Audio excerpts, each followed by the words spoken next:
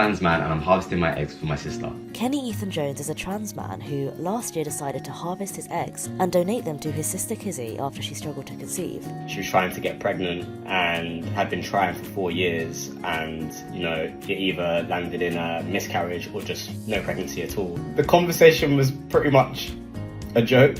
I just intuitively kind of just let it roll off the tongue and was like, well, you can have my eggs if you want them. After going to the GP and having a fertility check, Kenny started the egg harvesting journey, which involves taking medication and daily injections. I guess my main concerns were obviously how the fertility treatment was going to affect my transition. Pre-transition, when estrogen was the driving hormone in my body, I just really struggled to feel confident in who I was. And then the other one was obviously how are we going to have this conversation with this child? Is this child going to know that technically speaking I'm its biological mother? We don't really care, because if it works, it works. I went in with so much anxiety, thinking that I'm going to be misgendered, or I'm going to be sat in a waiting room and they'll be like, where's your girlfriend? And there was none of that. It was very straightforward. I felt like I was just respected for who I was and who I am, and just welcomed like any other patient that's walked through the door.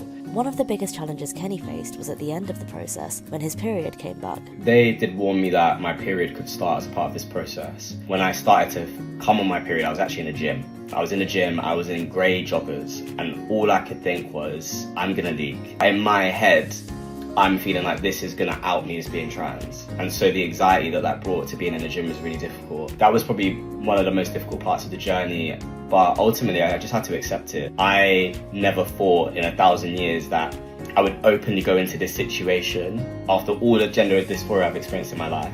And that's not to say it wasn't challenging. I was afraid that it would just make me feel like a completely different person, that I would really struggle to the point of wanting to quit. I felt like it was hard, but I could push through. I just think it's really wonderful what our bodies can do. Yeah, I guess, just a moment of self-appreciation for how far I had come in my transition, to the point that I was able to kind of step back into a version of me that didn't make me necessarily happy. And now, some good has actually come from that journey.